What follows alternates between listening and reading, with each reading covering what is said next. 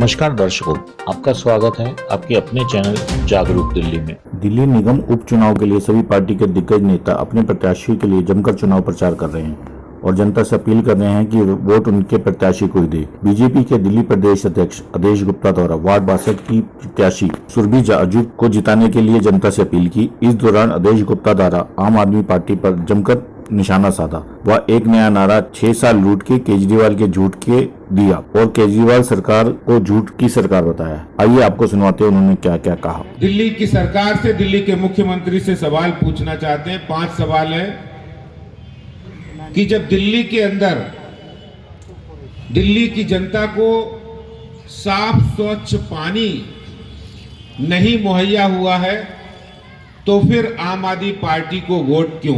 जबकि दिल्ली के मुख्यमंत्री ने 2013 में भी और 2014 में भी और उसके बाद 2019 में भी, उसके बाद 2020 में भी यही बात दोहराई थी कि आप हमें जिताइए, हम दिल्ली के लोगों को साफ स्वच्छ और अविरल पानी देंगे, दिल्ली में यमुना जी को साफ बनाएंगे।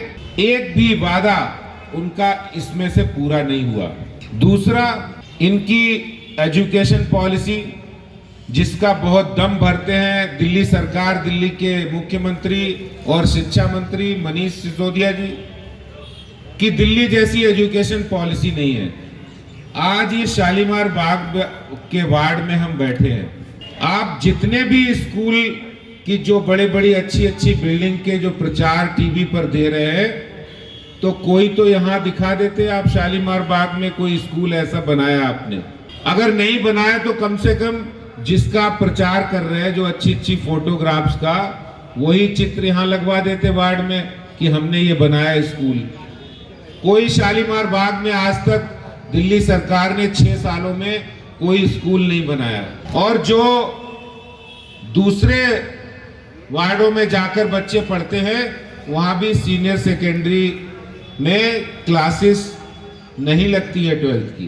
फिर दूसरा, दिल्ली के अंदर अभी अभी मैंने देखा यहाँ पर वार्ड के अंदर कुछ टॉयलेट्स बन रहे हैं। दिल्ली सरकार 1 साल से बना रही है, उनसे टॉयलेट का काम 1 साल से नहीं हुआ। फिर आपको शालीमार बाग की जनता वोट क्यों करे जब आपने शालीमार बाग के लिए कुछ किया नहीं? यहाँ आम आदमी पार्टी की विधायक है और शालीमार बाग का बुरा हाल है। आपने काम करने की बजाय काम को रोकने का काम किया है। यहाँ पर विकास कार्य ठप पड़ा है।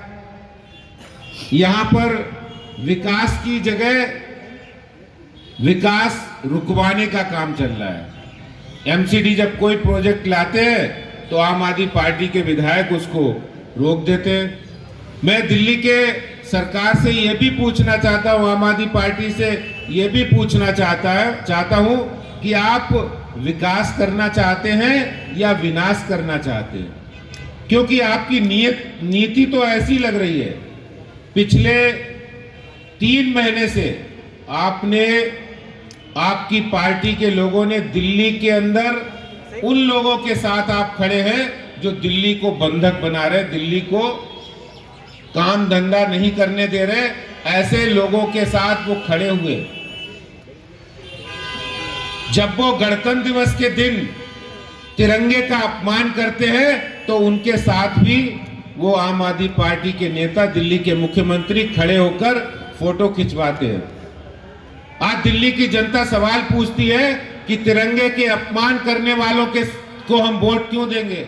जो तिरंगे का अपमान करने वालों के साथ खड़े होते हैं, उनके साथ कंधे से कंधा मिलाते हैं, उनको वाईफाई की सुविधा देते हैं, उनको खाना भी देते हैं, उनको दिल्ली को अराजकता की आग में झोंकने के लिए तैयार भी करते हैं, फिर आम आदमी पार्टी को जनता वोट क्यों करे? आपसे सवाल पूछ रहे हैं कि शालीमार बाग की जनता आपको वोट क्यों करे जब आपने कोरोना संकट में नहीं आप खड़े हुए?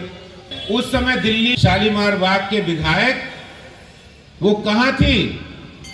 कहीं कोरोना संकट में वो घर से निकली नहीं निकली, किसी का फोन उठाया नहीं उठाया। उन्होंने अपने फोन भी स्विच ऑफ कर दिए थे और लोगों से बात करना बंद कर दिया था, क्योंकि लोग अपनी समस्या लेकर आते थे, लोग परेशान थे, किसी को इलाज की जरूरत थी। जिस तरह से शिक्षा व्यवस्था का धज्जियां उड़ी हैं, आपने देखा होगा, इनकी नाक के नीचे शिक्षा मंत्रालय के एक डायरेक्टर बच्चों के भविष्य के साथ खिलवाड़ करने के लिए उनको कह रहे हैं कि आप नकल करिए, जो मर्जी लिख दीजिए। ये दिल्ली सरकार का शिक्षा मॉडल है।